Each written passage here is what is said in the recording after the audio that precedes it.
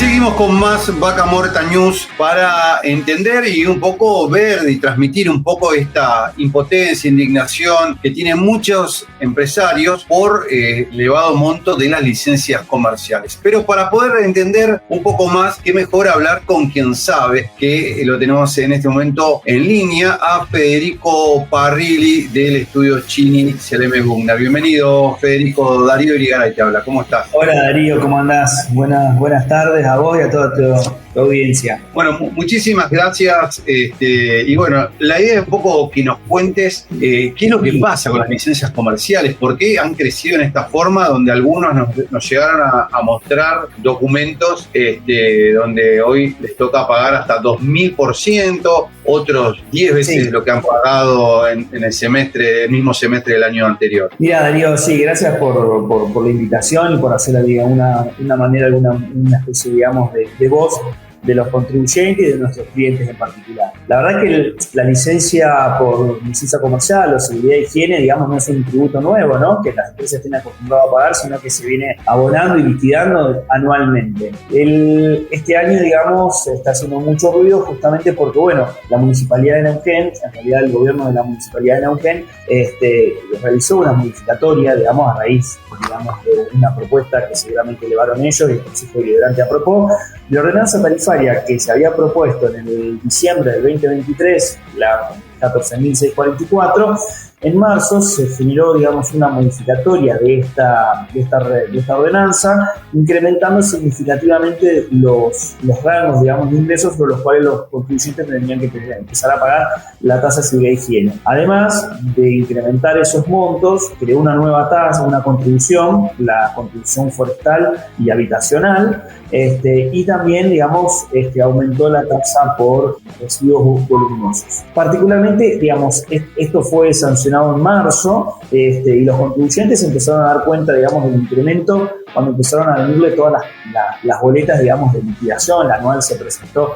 por allá en el mes de mayo, y bueno, las liquidaciones empezaron, después se prorrogó en realidad, y se empezaron a venir las liquidaciones. Esas liquidaciones tuvieron incrementos siderales relacionados a lo que el contribuyente venía acostumbrado a pagar anualmente. Esos incrementos se explican en el siguiente sentido. O sea, a ver, nosotros analizamos la tabla, digamos, de liquidación del 2022, la del 2023, que es más o menos, va, digamos, manteniendo las proporcionalidades y respetando una especie de aumentos inflacionarios con respecto a un año al otro. La del 2024, que se había sancionado en diciembre, también mantenía, digamos, esa proporcionalidad, pero en marzo se creó como un escalafón a partir de los 500 millones de pesos de facturación de ahí para adelante, y la tasa que era efectiva, pongámosle a ese nivel de 500 millones de pesos de facturación, de un 0,5% de tasa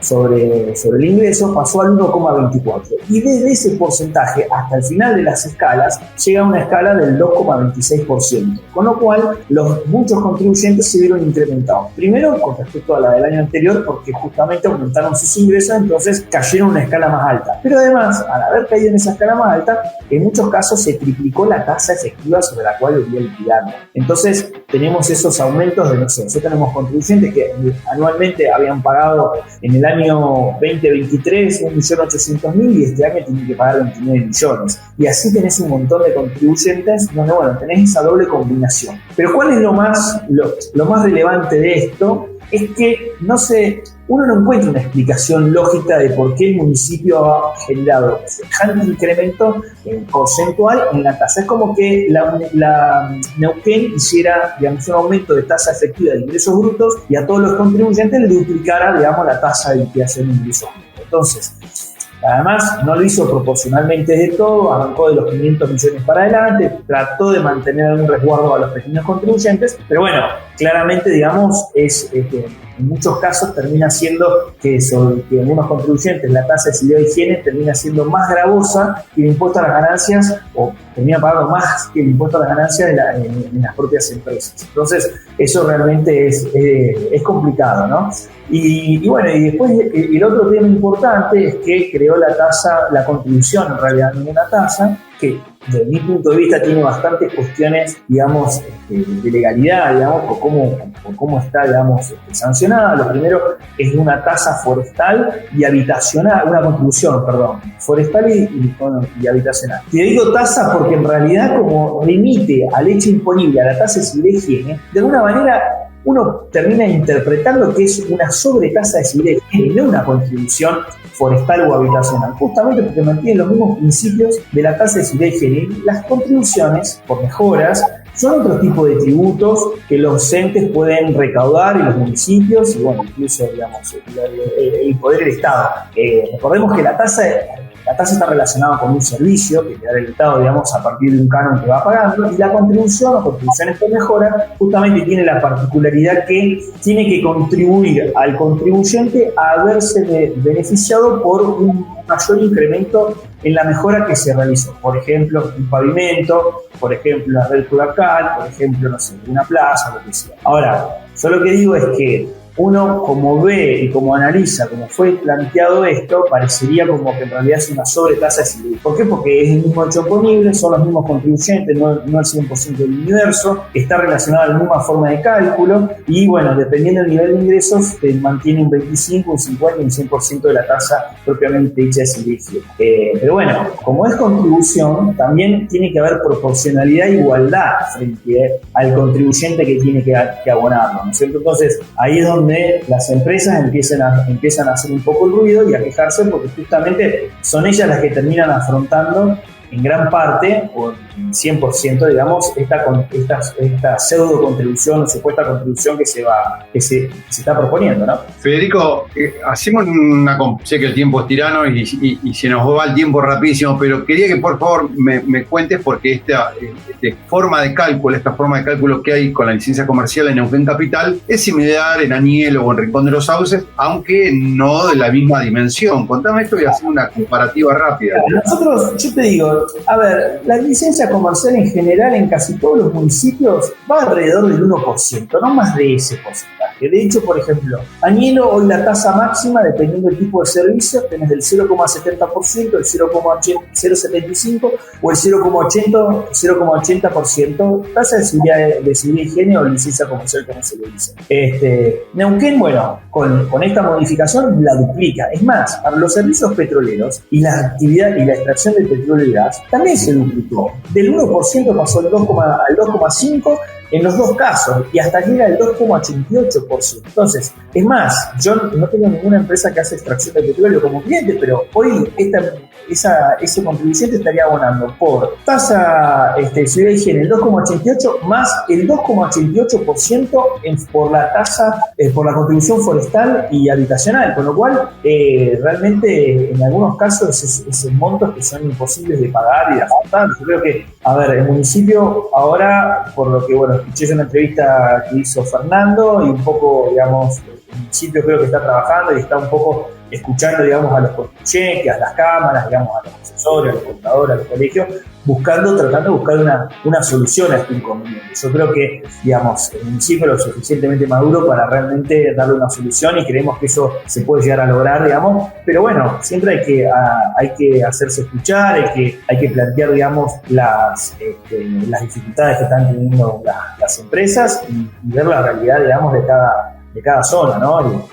Y de cada contribuyente, porque yo creo que, digamos, la proporcionalidad es cierto que tiene que ir en aumento, pero no se puede duplicar la tasa como se hizo para un rango importante de contribuyentes. Y bueno, después la contribución forestal, eso ya es otro tema que para mí, bueno, debería tener un tratamiento más igualitario, más proporcional, tendría que estar bien claro cuáles son a qué se apunta, qué es lo que va a hacer el municipio con todos esos fondos, cuál es el presupuesto que está pidiendo, digamos, para completar el plan forestal, porque bueno, no sé, son cuestiones que todos los contribuyentes se cuestionan, ¿no? Antes de pagar un impuesto, en este caso una tasa de contribución, ¿no? En esto hay que ser claro que esto que por ahí uno lo escucha y lo piensan para las grandes empresas, hasta nos suena lindo. Después la realidad no se termina cumpliendo porque la mayoría de estas empresas que prestan servicio lo hacen fuera de ejido, con lo cual no tributan en Neuquén. Entonces, esto que